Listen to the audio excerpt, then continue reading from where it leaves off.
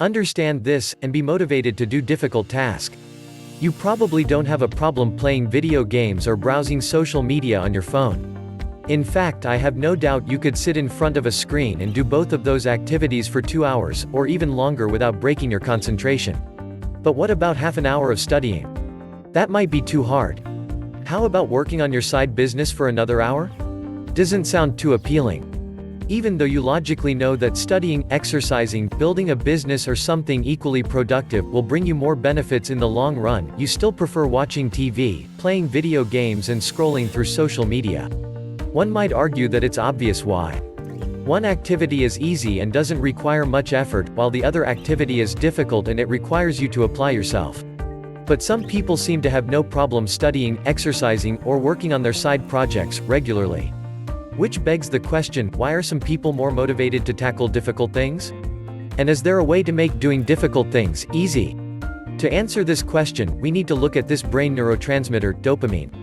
Dopamine is often considered a pleasure molecule. But that's not quite what it does. Dopamine is what makes us desire things. And it's that desire that gives us the motivation to get up and do stuff. If you're not sure how powerful dopamine is, let me introduce you to a few experiments neuroscientists did on rats. The researchers implanted electrodes in the brains of rats. Whenever the rat pulled a lever, the researchers stimulated the rat's reward system in the brain. The result was that the rats developed a craving so strong they kept pulling the lever over and over for hours. The rats would refuse to eat or even sleep. They would just keep pressing the lever until they would drop from exhaustion. But then the process was reversed. The researchers blocked the release of dopamine in the brain's reward center. As a result, rats became so lethargic that even getting up to get a drink of water was not worth the effort. They wouldn't eat. They didn't want to mate. They didn't crave anything at all. You could say that the rats lost all will to live. However, if food was placed directly in their mouths, the rats would still eat and enjoy the food. They just didn't have the motivation to get up and do it themselves. You would think that it's thirst or hunger that motivates us to get food or water. But there's also dopamine that plays a key role here. Those rat experiments might be extreme cases. But you can see similar effects dopamine has in humans and in our daily lives. In fact, your brain develops priorities in large part based on how much dopamine it's expecting to get. If an activity releases too little dopamine, you won't have much motivation to do it. But if an activity releases a lot of dopamine, you'll be motivated to repeat it over and over. So which behaviors release dopamine? Any activity where you anticipate there's a potential reward releases it. But if you know there are no immediate rewards with the behavior, your brain won't release it. For example, before you eat comfort food, your brain releases dopamine because you anticipate that the food will make you feel good, even if it actually makes you feel worse. That's because your brain doesn't even care if the high dopamine activity is damaging to you.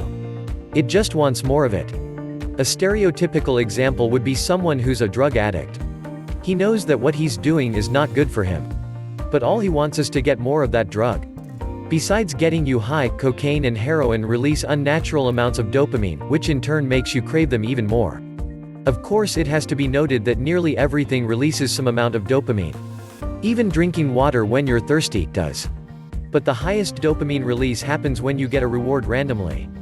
One such example is playing on a slot machine in a casino.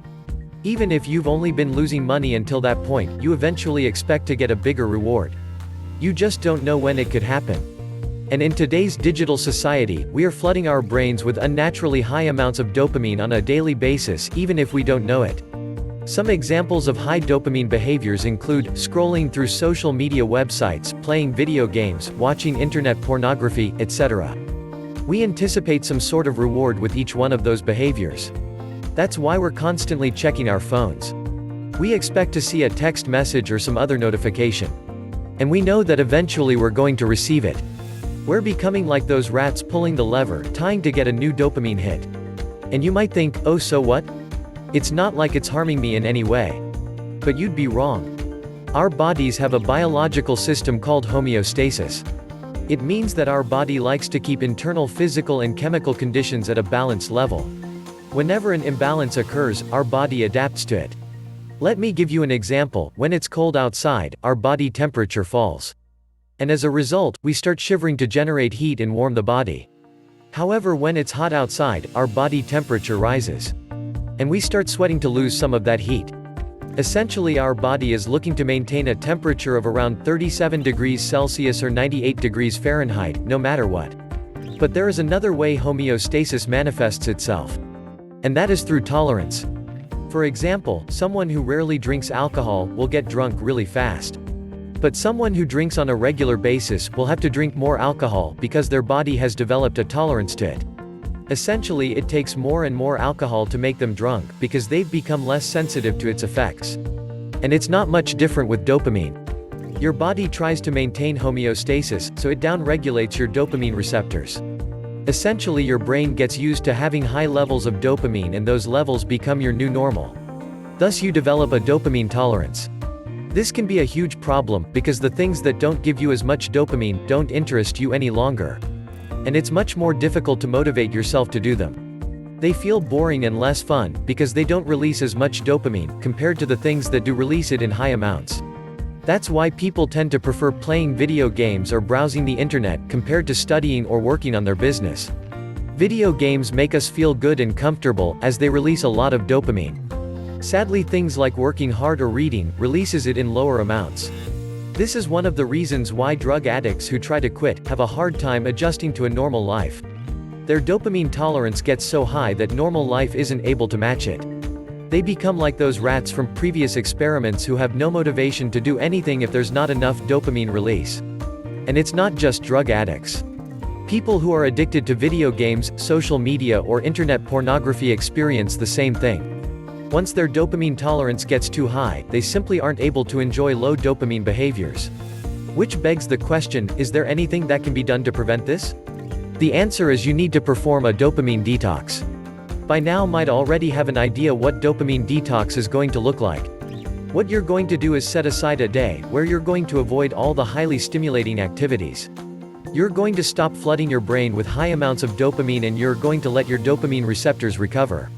Just a disclaimer, if you're suffering from a drug addiction, then I suggest you seek professional help, as you've probably formed a physiological and psychological dependence. And I don't want you to experience any extreme withdrawal symptoms. Now back to the detox. For one whole day you will try to have as little fun as possible. You won't be using the internet, or any technology like your phone or computer. You're not allowed to listen to music, you're not allowed to masturbate or eat any junk food. Basically, you're going to remove all sources of external pleasure for the entire day. You're going to embrace boredom. And trust me, there will be a lot of boredom. You are, however, allowed to do the following: go for a walk. Meditate and be alone with your thoughts. Reflect on your life and goals. Write down any ideas you get. Not on your computer or phone, but on a physical piece of paper. All of this might seem quite intense. But if you want radical results and you want them fast, you need to be able to take radical action. Now you might be asking yourself, why would this even work? You can think of it this way.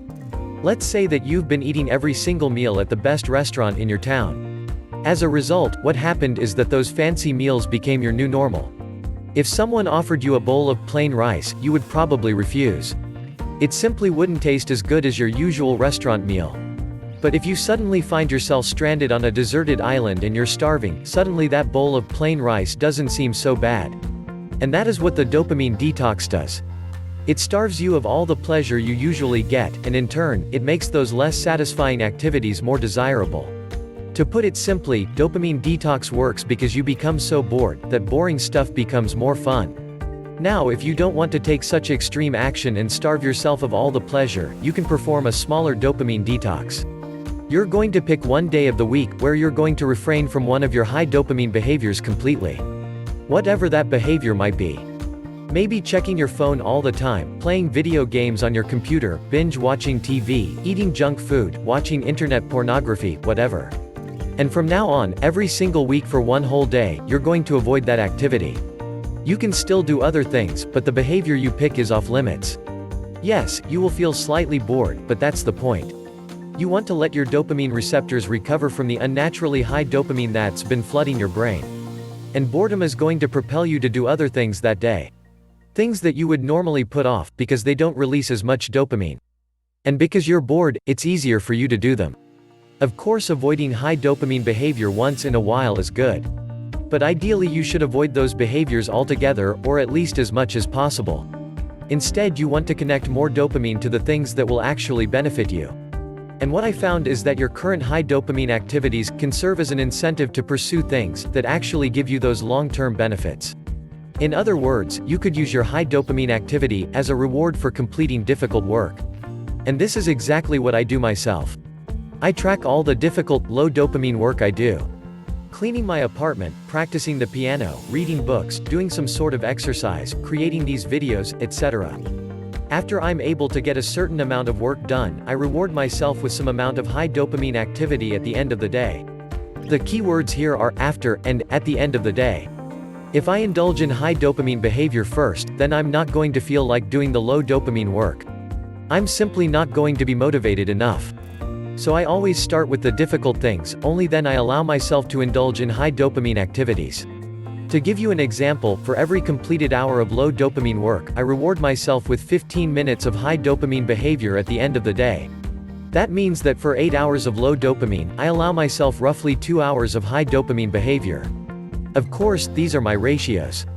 You can tweak them to your liking. Also, it has to be noted that if you're addicted to something that's damaging to your health, then you don't want to treat that behavior as a reward. Instead, find a different reward that's not as damaging. One that you still think is worth the effort. And if you're wondering what my guilty pleasure is, it's the internet. I can easily get lost there for hours without doing anything else. That's why I have this system. It's so I'm able to control my addiction. But make no mistake, even with this system, I still plan days where I abstain from high dopamine activities completely. To conclude this video, I want to say that it is possible to make doing difficult things feel easier. But when your brain is getting so much dopamine all the time, you won't be as excited about working on something that doesn't release much of it. That's why you might want to limit your phone and computer usage, along with other high dopamine releasing behavior. And I can tell you that it's definitely worth it. So if you have motivation problems, start dopamine detoxing your brain as soon as possible.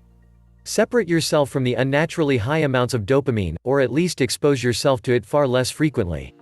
Only then will normal, everyday, low dopamine activities become exciting again, and you'll be able to do them for longer. We are all dopamine addicts to a certain extent.